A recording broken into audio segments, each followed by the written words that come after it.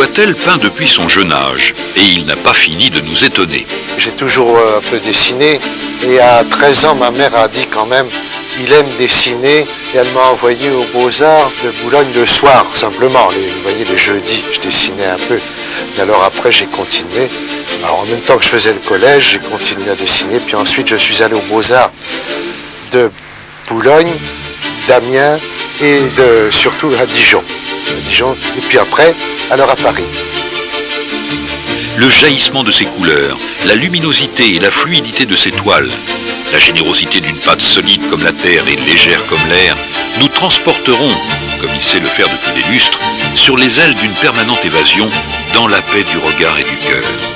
J'ai beaucoup aimé le paysage et les personnages. Évidemment, à l'école, toujours on faisait des personnages. Chaque semaine, on a été beaucoup entraînés à faire des compositions.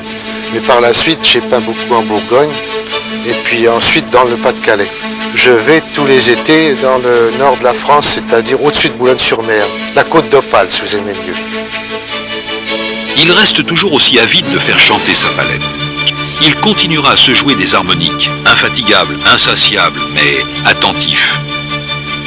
Traducteur et interprète d'une grandiose partition qui exige tout de l'artiste, Maurice Boitel est ce chef d'orchestre dont la baguette donne de la dimension et de la plénitude à tout ce qui est ici-bas.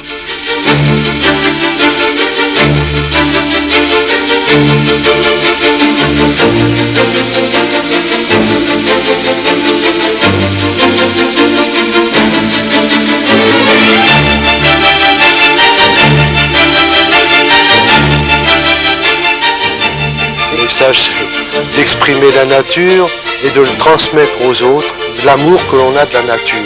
On remercie le Créateur même de ce qui nous a fait une si belle nature. J'ai même fait des sujets religieux, c'est l'an dernier.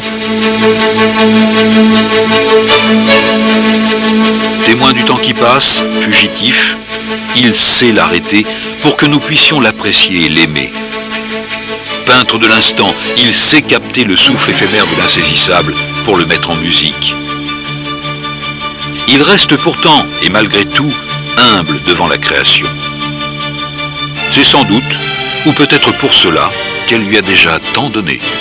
Ce qui frappe dans les visages humains, c'est qu'ils semblent purifiés et, dans certains cas, sublimés par la solitude, par la retraite à laquelle cet artiste les introduit.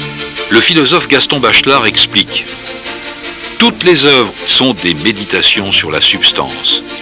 Ces recherches sont autant d'impulsions de la vie naissante. Le salon d'automne se tourne vers lui, parmi les plus doués et les plus ardents, et souhaite encore mieux l'honorer par ce vibrant hommage.